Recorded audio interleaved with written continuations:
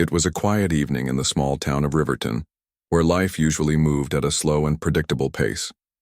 The sun had just begun to set, casting long shadows over the streets. Most people were indoors, winding down after a long day. But for Marcus Johnson, this particular evening would change his life forever. Marcus, a tall man with broad shoulders, had recently returned from serving 2 tours in Afghanistan as a Marine. He was proud of his service but equally eager to leave, behind the chaos of war, and focus on rebuilding his life. Back home, he spent his days mentoring young kids at the local community center and helping out at food banks. To everyone who knew him, Marcus was a hero, someone who had sacrificed so much for his country and now worked tirelessly to give back to his community. That night, Marcus decided to run some errands. He stopped by the grocery store to pick up a few essentials. Dressed casually in jeans, sneakers, and a gray hoodie, he loaded his bags into the trunk of his car and began driving home. The roads were mostly empty, and the hum of his engine blended with the soft music playing on the radio. It seemed like an ordinary evening. But then, something unexpected happened. As Marcus drove through a residential neighborhood, he noticed flashing red and blue lights in his rearview mirror. Confused, he pulled over to the side of the road. His heart raced as he wondered what he might have done wrong. He hadn't been speeding, running stop signs, or breaking any other traffic rules that he could think of. Still, he turned off the engine, rolled down his window, and waited patiently for the officer to approach. The person stepping out of the patrol car was Officer Greg Thompson, a name well known in Riverton. Thompson had been with the police department for nearly 15 years. On the surface, he appeared to be a dedicated officer, respected by some in the community. However, beneath his professional demeanor lay a troubling pattern of behavior that few outside the department knew about. Officer Thompson walked up to Marcus's car, his flashlight shining directly into the vehicle. Without introducing himself or explaining why he had pulled Marcus over, he barked, "License and registration." His tone was sharp and demanding, immediately putting Marcus on edge. Marcus remained calm. He reached slowly into his pocket to grab his wallet, careful not to make any sudden movements that might alarm the officer. Handing over his license and registration, he asked politely, "Is there a problem, sir? Did I do something wrong?" Instead of answering, Officer Thompson leaned closer, squinting at Marcus through the open window. Then came the question that made Marcus's stomach drop. "You fit the description of someone we're looking for," Thompson said coldly. "What description?" Marcus replied, trying to keep his voice steady. "A black male wearing a hoodie," Thompson snapped, his words laced with disdain. Marcus felt a surge of frustration. He glanced down at his hoodie, then back at the officer. "There are plenty of people who wear hoodies," he said firmly. "You can't just pull me over because of how I look." Thompson didn't respond. Instead, his expression hardened, and he sneered, "Don't get smart with me. You veterans think you're better than everyone else, don't you?" The comment stung deeply. For Marcus, it wasn't just an insult. It was a reminder of all the sacrifices he'd made while serving his country, and here was a man sworn to protect citizens treating him like a criminal simply because of the color of his skin. Determined to stay composed, Marcus tried again. "I'm not being smart. I'm asking why I'm being singled out. If you tell me what crime I'm suspected of committing, maybe I can help clear things up." But Officer Thompson wasn't interested in explanations. His patience, or lack thereof, was wearing thin. "Step out of the car," he ordered loudly, gripping the handle of his baton. By now, neighbors had started peeking out of their windows and doors, curious about the commotion. Some even stepped onto their porches to watch. They recognized Marcus instantly. He was a familiar face in the area, always willing to lend a hand or offer a kind word. Seeing him treated this way left many feeling uneasy. Reluctantly, Marcus got out of the car, raising his hands slightly to show he posed no threat. "I'm cooperating," he said, his voice firm yet controlled. "But you need to explain what's going on." Thompson ignored him. Within seconds, he grabbed Marcus's wrists and slapped handcuffs on them. "You're under arrest," he growled, shoving Marcus toward the patrol car. "For what?" Marcus demanded, struggling to maintain his balance. Resisting arrest, Thompson shot back, slamming the car door shut. As Marcus sat in the back seat of the patrol car, anger and humiliation washed over him. How could this be happening? He had done nothing wrong. Yet here he was, treated like a common criminal, all because of the color of his skin. Word of the incident spread quickly. Neighbors who had witnessed the scene took videos and shared them online. By morning, the story had gone viral, sparking outrage across Riverton and beyond. People couldn't believe what they were seeing. Marcus Johnson, a decorated Marine, a mentor, a pillar of the community, had been humiliated in broad daylight by someone whose job was supposed to be protecting him. For Marcus, the night ended, with a trip to the police station, hours of questioning, and eventually release on bail. But the damage had already been done. What should have been a routine evening had turned into a nightmare, one that would soon ignite a firestorm of protests, investigations, and calls for justice. Little did anyone know this was just the beginning. The morning after Marcus Johnson's arrest, the small town of Riverton woke up to a storm brewing on social media. Videos of the incident had gone viral overnight, capturing every tense moment between Marcus and Officer Greg Thompson. The footage showed Marcus calmly asking questions while Thompson grew increasingly aggressive, his tone dripping with hostility. The racial slurs and derogatory remarks about Marcus's military service were impossible to ignore. For many viewers, it was a chilling reminder of how deeply rooted racism could manifest, even in places that seemed peaceful. As the day unfolded, conversations erupted across the town. Parents discussed it over breakfast tables, students whispered about it in school hallways, and coworkers debated it during lunch breaks. Everyone had an opinion, but one thing was clear: Marcus hadn't deserved to be treated this way. What made the situation even more infuriating was how well known Marcus was in the community. He wasn't just another faceless name, he was someone people admired and trusted. By noon, a group of residents gathered outside the police station holding handmade signs that read, "Justice for Marcus" and "End Police Racism." Among them were friends, family members, and strangers who felt compelled to speak out. Some had never participated in protests before, but they couldn't stay silent this time. They wanted answers and accountability. Standing at the front of the crowd was Lisa Harper, a local teacher who had worked closely with Marcus at the community center. She held a megaphone in one hand and a picture of Marcus in uniform in the other. Her voice trembled as she addressed the growing crowd. "Marcus served our country with honor," she said, her words ringing out loud and clear. "He came home to help us, to make our community stronger. And now, because of the color of his skin, he's being treated like a criminal. Is this the kind of world we want to live in?" Her question struck a chord. Cheers erupted from the crowd, followed by chants of, "No justice, no peace." Passers-by stopped to listen, some joining in while others recorded the scene on their phones.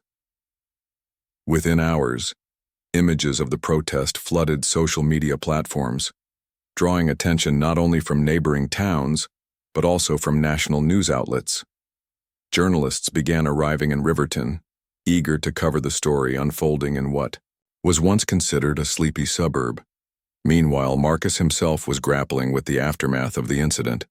After posting bail late the previous night, he returned home exhausted and shaken. Though physically unharmed, the emotional toll was heavy. Friends and family surrounded him, offering support and encouragement. But when reporters started knocking on his door, Marcus realized he couldn't keep quiet. If he didn't tell his side of the story, others might twist it or dismiss it altogether. That evening, Marcus agreed to give an interview to a local news channel. Sitting on the couch in his living room, dressed simply in a t-shirt and jeans, he spoke with remarkable calmness despite the pain etched on his face. "I didn't expect any of this," he began, his voice steady but tinged with sadness. "All I did was drive home from the grocery store. I wasn't speeding, I wasn't breaking any laws, but Officer Thompson saw me, a black man in a hoodie, and decided I must be guilty of something." He paused, taking a deep breath before continuing. When I asked him why I was being pulled over, he didn't answer. Instead, he insulted my service. called me names, and accused me of resisting arrest when all I did was ask questions. It wasn't fair. It wasn't right. And if this can happen to me, a veteran, someone who has given so much for this country, then it can happen to anyone. His words resonated deeply with viewers. Many found themselves tearing up as they watched him recount the humiliation of being handcuffed in front of neighbors who respected him. Others felt anger bubbling inside them, not just for Marcus, but for everyone who had ever been treated unfairly because of their race. By the end of the interview, calls for action were louder than ever. The next day, the protests grew larger. Hundreds of people marched through the streets of Riverton, chanting slogans and carrying banners. Students skipped class to join the demonstrations. Teachers brought their classes to observe. And even elderly residents joined in, walking alongside younger generations. The unity was undeniable. People of all ages, races, and backgrounds stood, shoulder to shoulder, united by a shared desire for change. Local businesses showed their support too. Cafes handed out free coffee to protesters, and shops displayed signs in their windows reading, "Stand with Marcus." One bakery even created cookies shaped like fists raised in solidarity, donating proceeds to organizations fighting against racial injustice. Every gesture, big or small, added fuel to the movement, but not everyone agreed with the protests. A handful of residents defended Officer Thompson, arguing that he was simply doing his job. "He's been protecting this town for years," one man told a reporter. "You can't judge him based on one incident." Comments like these sparked heated debates both online and offline, highlighting the divide within the community. Despite the backlash, the momentum continued to build. A petition calling for Thompson's suspension gained thousands of signatures in just a few days. Activists organized town hall meetings where citizens could voice their concerns directly to city officials. At one such meeting, a young girl named Maya stood up and addressed the crowd. Barely 10 years old, she clutched a handwritten note in her hands and spoke with surprising confidence. "I'm scared," she admitted, her voice trembling. "I don't want to grow up in a world where people are judged by the color of their skin instead of who they are. My dad is black, and so is my uncle. What if this happens to them? We need to fix this, not just for Marcus, but for everyone." Her speech brought tears to many eyes and reinforced the urgency of the cause. Slowly but surely, the pressure on city officials and the police department mounted. Phone lines buzzed nonstop with calls from concerned citizens demanding transparency and accountability. Emails poured into inboxes, each one urging authorities to take immediate action. Behind closed doors, tensions were high. The police chief called an emergency meeting with senior officers to discuss the growing crisis. While some argued that suspending Thompson would set a dangerous precedent, others insisted it was necessary to restore public trust. Meanwhile, internal documents detailing past complaints against Thompson began surfacing, adding fuel to the fire. For Marcus, watching the community rally around him was both humbling and overwhelming. He attended several protests, standing quietly among the crowds, listening to speeches and thanking people for their support. Though grateful, he couldn't shake the feeling that this fight was bigger than him. It wasn't just about getting justice for one man. It was about challenging a system that allowed such injustices to occur in the first place. As the sun set on another day of protests, Marcus stood on the steps of the courthouse, addressing the sea of faces before him. "This isn't just my story," he said, his voice filled with determination. "It's our story. And if we stand together, if we keep pushing for change, then maybe, just maybe, we can create a future where no one has to go through what I did." The crowd erupted in applause, their cheers echoing through the streets of Riverton. For the first time in days, Marcus allowed himself a small smile. The road ahead would be long and difficult, but he knew one thing for certain.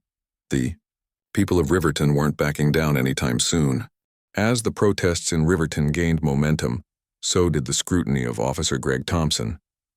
What had initially seemed like an isolated incident quickly spiraled into a deeper investigation into his conduct and history within the police department.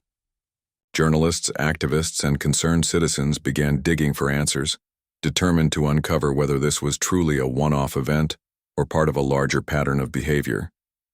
The first breakthrough came when investigative reporters from a national news outlet filed public records request for any complaints made against Thompson during his 15 years on the force. What they discovered sent shockwaves through the community. Over the years, at least 6 formal complaints had been lodged against him, all alleging discriminatory behavior toward minorities. Some were dismissed outright, while others resulted in nothing more than a slap on the wrist. None led to disciplinary action that would have impacted his career. One case stood out, in particular.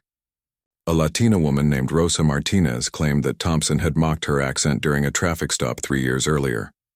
According to her account, she was pulled over for a minor infraction, failing to signal before changing lanes.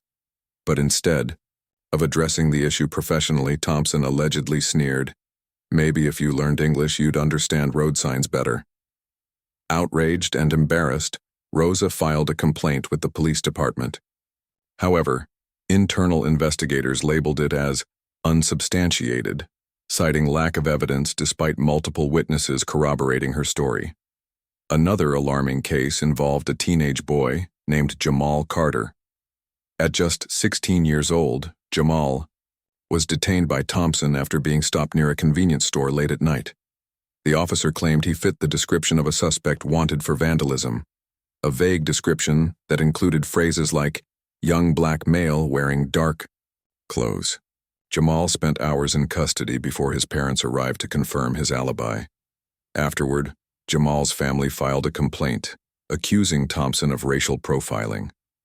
Once again, the matter was swept under the rug, with higher-ups insisting there was no wrongdoing. These stories painted a disturbing picture of Officer Thompson's tenure. But perhaps even more troubling were the whispers coming from inside the police department itself. Anonymous sources revealed that several colleagues had long expressed concerns about Thompson's behavior, but felt powerless to act.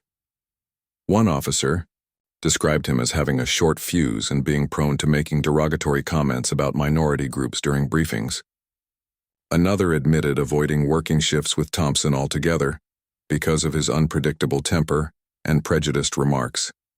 Internal memos obtained through Freedom of Information requests further exposed the cracks in the system. In one memo, dated 5 years earlier, a supervisor noted that Thompson had shown questionable judgment in handling interactions with minority communities. Yet rather than recommending retraining or closer supervision, the memo simply advised Thompson to exercise greater discretion moving forward. This leniency suggested a culture of complacency, one where problematic behavior was tolerated as long as it didn't attract too much attention. Public outrage reached new heights as these revelations came to light. Protesters outside the police station held up signs bearing the names of those who had previously accused Thompson, demanding justice not only for Marcus Johnson, but also for everyone affected by his actions. Activists argued that this wasn't just about holding one officer accountable. It was about exposing how systemic failures allowed such misconduct to persist unchecked. City officials found themselves under immense pressure. Mayor Linda Hayes, who had initially downplayed the incident as an unfortunate misunderstanding, was forced to address the growing backlash. During a press conference, she acknowledged the gravity of the situation and announced the formation of an independent task force to investigate both Thompson's actions and the broader culture within the police department. "We owe it to our citizens to get to the bottom of this," she stated firmly, though skeptics questioned whether the move was sincere or merely an attempt to quell public anger. For Marcus Johnson, learning about these past incidents was both validating and infuriating. He had always suspected that Thompson's treatment of him wasn't an isolated event, but seeing concrete evidence confirmed his worst fears. Sitting in his living room surrounded by friends and supporters, Marcus scrolled through articles detailing the allegations against Thompson. Each story reinforced his belief that this fight was bigger than him. It was about dismantling a system that protected bad actors while leaving victims without recourse. "I knew I wasn't alone," Marcus said quietly, shaking his head. "But reading about all these other people makes me angry. They suffered in silence, thinking no one would believe them. And now we see why." They weren't wrong. His words resonated deeply with those around him. Many in the community felt a renewed sense of purpose, channeling their frustration into action. Organizers planned additional rallies, workshops, and educational events aimed at raising awareness about racial profiling and police accountability. Local schools invited guest speakers to talk about systemic racism, encouraging students to think critically about privilege and prejudice. Even businesses pledged support, donating portions of their profits to organizations advocating for reform. Meanwhile, legal experts weighed in on the potential consequences for Thompson. Attorneys explained that while individual lawsuits could hold officers personally liable, true change required policy-level interventions. This sparked discussions about implementing stricter oversight mechanisms, including mandatory body cameras, civilian review boards, and regular audits of police practices. While some argued these measures would infringe on officers' rights, others countered that transparency was essential for rebuilding trust between law enforcement and the communities they served. As days turned into weeks, the spotlight remained firmly fixed on Officer Thompson and the Riverton Police Department. Calls for his suspension grew louder, with many arguing that allowing him to remain on active duty, even temporarily, sent the wrong message.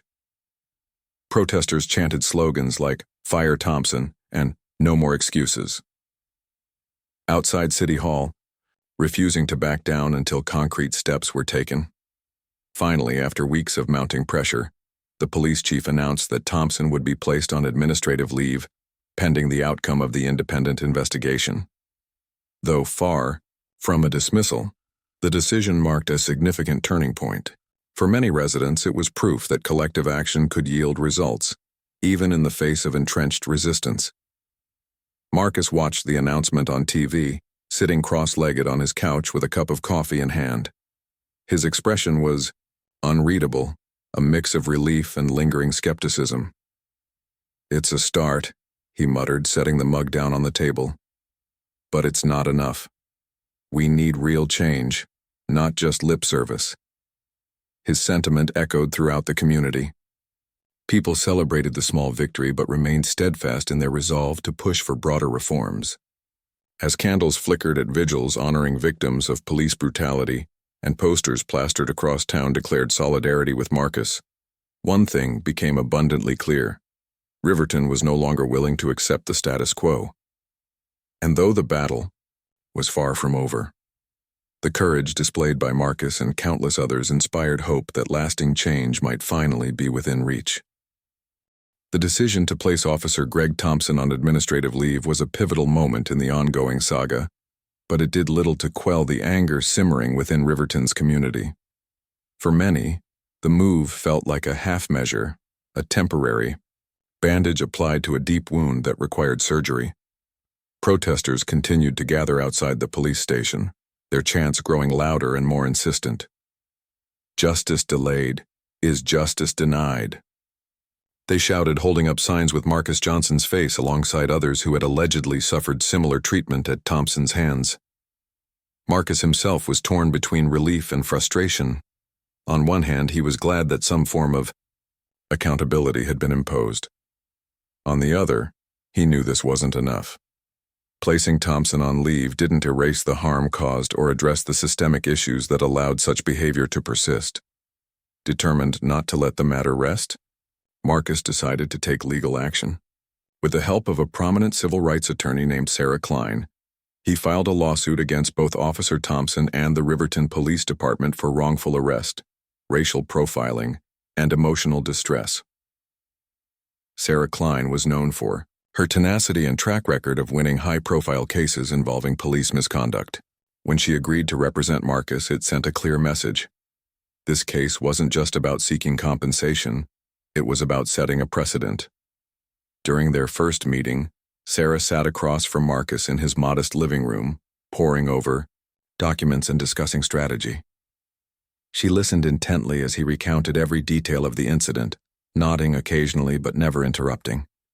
When he finished, she leaned forward, her expression serious yet reassuring. "Marcus," she said firmly, "this isn't just your fight anymore. It's everyone's fight.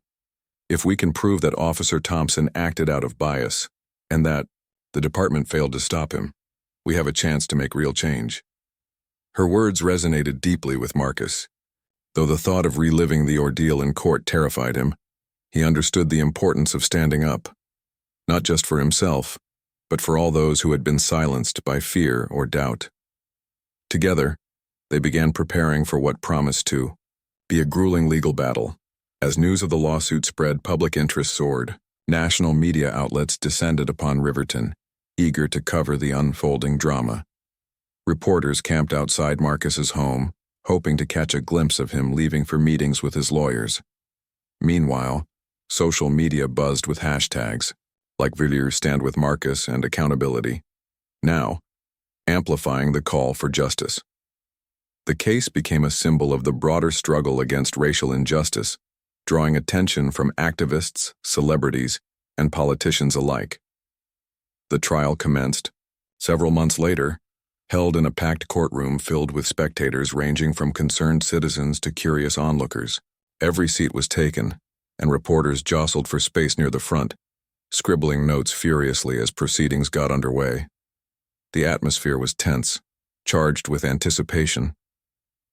Prosecutors opened the case by presenting video footage of the incident, showing Officer Thompson's aggressive demeanor and use of racial slurs.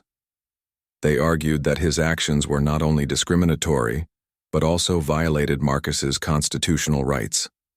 Witnesses were called to testify, including neighbors who had witnessed the altercation firsthand, and individuals who had previously filed complaints against Thompson. Each account painted a damning picture of an officer who operated with impunity, targeting minorities without consequence. One particularly powerful testimony came from Rosa Martinez, the Latina woman who had accused Thompson of mocking her accent during a traffic stop years earlier. Standing nervously on the stand, she recounted how humiliated she had felt when he dismissed her concerns with a sneer. Her voice cracked as she described the impact of that encounter on her trust in law enforcement. "I stopped reporting things after that," she admitted. "I didn't think anyone would listen." Defense attorneys fought back fiercely, attempting to discredit the prosecution's arguments. They claimed that Thompson was simply following protocol and acting on reasonable suspicion, even though no evidence supported his decision to pull Marcus over. They portrayed Marcus as confrontational, suggesting that his questions during the stop amounted to resisting authority. At one point, they even tried to question his character, implying that his military service didn't exempt him from scrutiny. But these tactics backfired, alienating jurors and further fueling public outrage. Throughout the trial, Marcus remained composed, refusing to let the defense's attacks rattle him. When it was his turn to testify, he spoke with quiet dignity, recounting the events of that fateful night in vivid detail. He described the shock of being racially profiled, the humiliation of being handcuffed in front of his neighbors, and the lasting emotional toll of the experience. His words carried weight, not just because of his eloquence, but because of the raw honesty behind them. Jurors watched him closely, visibly moved by his testimony. In addition to individual testimonies, expert witnesses provided context on systemic racism within policing. Sociologists and criminologists explained how implicit biases often influenced officers' decisions, leading to disproportionate targeting of minority groups. One witness highlighted statistics showing that black drivers were far more likely to be pulled over than white drivers under similar circumstances, a pattern reflected in Thompson's own history. As closing arguments approached, tensions reached a fever pitch. Both sides delivered impassioned speeches, each trying to sway the jury's verdict. Defense attorneys reiterated their claim that Thompson was merely doing his job, while prosecutors urged jurors to consider the bigger picture. "This case isn't just about one bad officer," Sarah Klein emphasized during her final remarks. "It's about a system that allows prejudice to thrive unchecked. If we don't hold people accountable, nothing will ever change." After hours of deliberation, the jury returned with a verdict: guilty on multiple counts, including racial profiling and excessive force. Gasps rippled through the courtroom as the judge announced the ruling. Outside, cheers erupted from supporters gathered to hear the outcome. For Marcus, the victory was bittersweet. While he felt vindicated, he knew the work was far from over. True change required more than punishing one person. It demanded rethinking the structures that enabled such injustices in the first place. The ruling marked a turning point, not just for Marcus, but for Riverton as a whole. It forced city officials to confront uncomfortable truths about their police department and commit to meaningful reforms. Body cameras became mandatory, training programs focused on cultural sensitivity were implemented, and an independent oversight board was established to review citizen complaints. These measures weren't perfect, but they represented progress, a step toward healing the fractured relationship between law enforcement and the communities they served. For Marcus, the trial was a reminder of the power of resilience. Despite the pain and humiliation he endured, he refused to let bitterness consume him. Instead, he channeled his energy into advocacy work, partnering with organizations fighting for racial equality and police accountability. Looking back on the journey, he often reflected on how a single act of courage could spark a movement.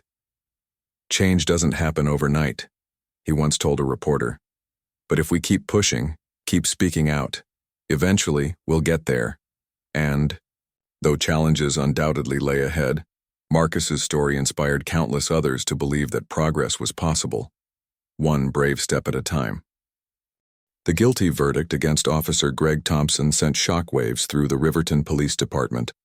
For years, whispers of misconduct and unchecked biases had lingered in the shadows, dismissed or ignored by those in power. But now, with a court ruling confirming what many residents had long suspected, there was no denying that something was deeply wrong within the system. The scandal forced city officials and police leadership to confront their own failures head-on and take action before the community's trust eroded completely. In the weeks following the trial, Mayor Linda Hayes called an emergency meeting with top law enforcement officials, civil rights advocates, and community leaders. The room buzzed with tension as stakeholders debated how best to address the crisis. Some argued for sweeping reforms, while others cautioned against moving too quickly, fearing backlash from officers who might see such changes as threats to their authority. Despite differing opinions, one thing was clear: business as usual was no longer an option. At the center of the discussions was Chief Alan Morris, head of the Riverton Police Department. Known for his traditional approach to policing, Morris had initially resisted calls for reform, viewing them as unnecessary interference. But after witnessing the public outcry and facing mounting pressure from both inside and outside the department, he realized change was inevitable. Sitting at the conference table, his face etched with fatigue, Morris admitted, "We've let our community down. It's time we did better." What followed was a series of bold announcements aimed at rebuilding trust and ensuring accountability. First, the department implemented mandatory body cameras for all officers. These devices would record every interaction between law enforcement and civilians, providing undeniable evidence in cases of alleged misconduct.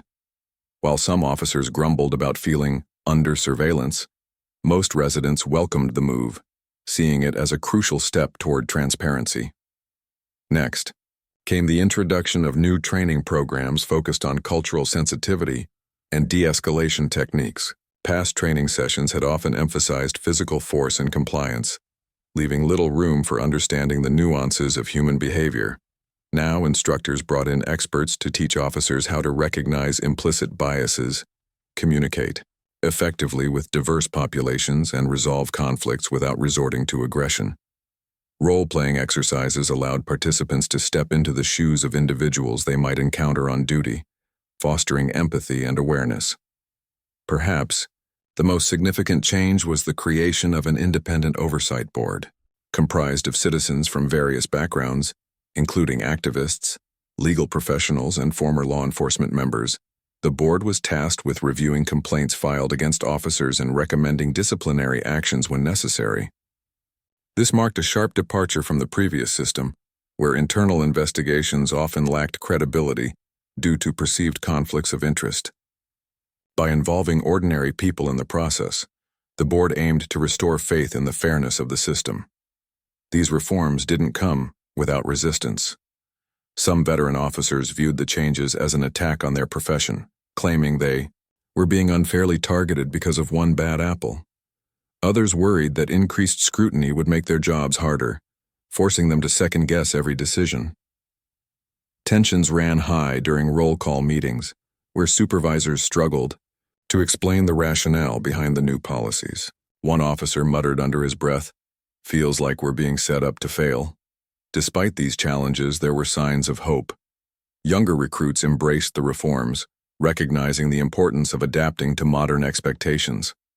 Many attended workshops voluntarily, eager to learn skills that could improve their interactions with the community. Even skeptics began to soften their stance as they saw positive results unfold. For instance, incidents of excessive force dropped significantly after the implementation of de-escalation training, leading to fewer complaints and improved relations with residents. Community involvement played a critical role in driving these changes forward. Activists organized town halls where citizens could voice concerns directly to police leadership. At one such event, Marcus Johnson addressed a packed auditorium, urging everyone to remain vigilant but also patient. "Reforms won't fix everything overnight," he said, his tone measured yet hopeful. "But if we work together, if we hold each other accountable, we can build something stronger than before." His words resonated deeply with attendees, many of whom nodded in agreement. Others shared personal stories of encounters with law enforcement, highlighting areas where improvements were still needed. Listening intently, Chief Morris took notes, promising to address specific issues raised during the discussion. Though some doubted his sincerity, others appreciated the effort, seeing it as a sign that the department was finally willing to listen. Meanwhile, educators seized the opportunity to foster dialogue among younger generations. Schools across Riverton incorporated lessons on racial justice and civic responsibility into their curricula, encouraging students to think critically about privilege and prejudice. Teachers led discussions about systemic racism, using real-world examples like Marcus's case to illustrate broader societal challenges. Students responded enthusiastically, organizing projects and campaigns to promote equality and inclusion. Business owners also joined the movement, pledging support in creative ways. Local coffee shops offered discounts to customers who attended workshops on diversity and inclusion, while bookstores hosted readings featuring authors who wrote about social justice. Even sports teams got involved, dedicating games to raising awareness about police reform and honoring victims of racial profiling. Every gesture, no matter how small, contributed to a growing sense of unity and purpose. As months passed, the impact of these efforts became increasingly evident. Trust between the police and the community began to heal, albeit slowly. Officers started patrolling neighborhoods not just to enforce laws but to engage with residents, attending block parties, visiting schools, and participating in charity events. Conversations once filled with suspicion and hostility gave way to mutual respect and collaboration. Still, skepticism lingered. Critics pointed out that true transformation required addressing deeper institutional problems, such as hiring practices and promotion criteria that favored conformity over innovation. They argued that lasting change couldn't be achieved through superficial fixes alone. While acknowledging these concerns, supporters countered that progress, even incremental, was worth celebrating. For Marcus, watching the gradual shift unfold was both gratifying and humbling. He hadn't sought fame or recognition. He simply wanted justice. Yet here he was, standing at the forefront of a movement that transcended his individual story. As he walked through the streets of Riverton, he noticed subtle differences. A smile from a neighbor, a nod from a passing officer, a child waving hello. Each moment reminded him of the resilience of the human spirit and the power of collective action. One evening, as the sun dipped below the horizon, Marcus stood on the steps of the courthouse where the trial had taken place. Looking out at the bustling town square alive with laughter and conversation, he felt a flicker of optimism. Change wasn't easy, nor was it guaranteed. But if enough people dared to dream and dared to act, it was possible. And so, Riverton continued its journey toward healing, guided by the courage of those who refused to stay silent. The road ahead remained uncertain, but for the first time in a long while, it seemed brighter than before. Months had passed since the trial that found Officer Greg Thompson guilty of racial profiling and excessive force. The verdict was a turning point, not just for Marcus Johnson, but for the entire town of Riverton. It wasn't just about punishing one officer.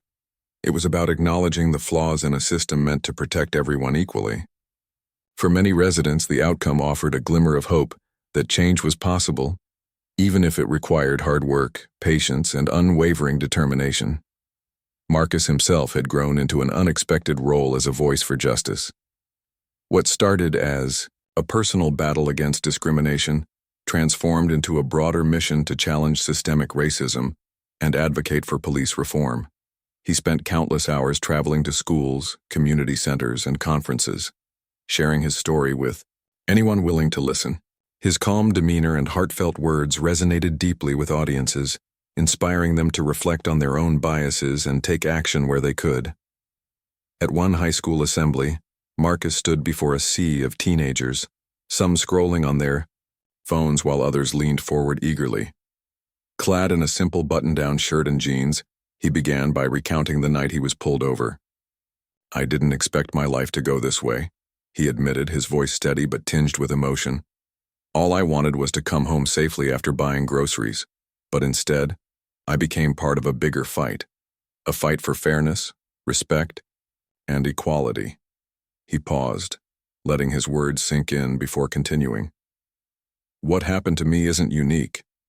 It happens every day to people who look like me, sound like me, or live in neighborhoods like mine. And until we address why that is, nothing will truly change." The room fell silent as students absorbed his message. Some scribbled notes furiously, while others nodded thoughtfully. Afterward, during the Q&A session, hands shot up across the auditorium.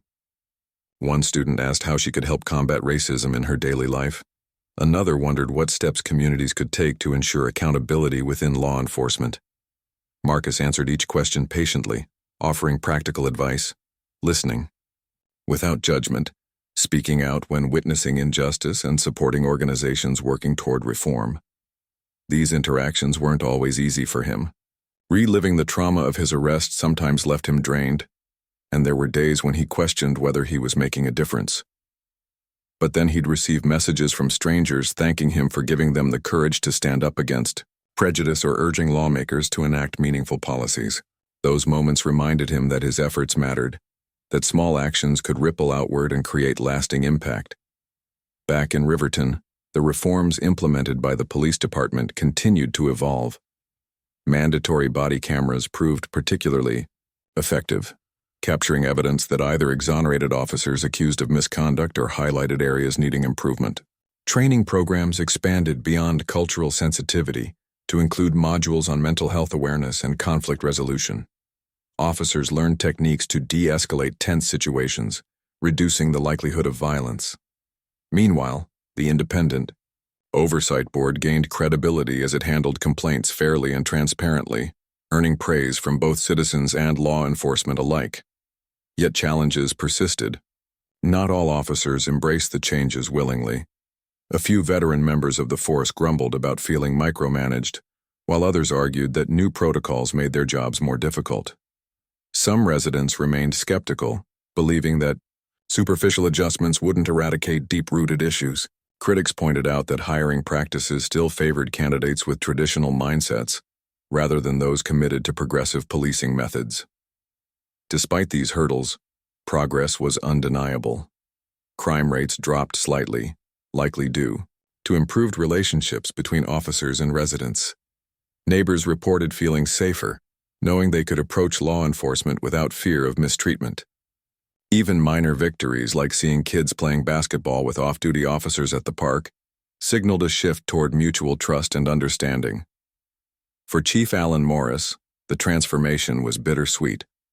On one hand, he took pride in the strides his department had made under intense scrutiny.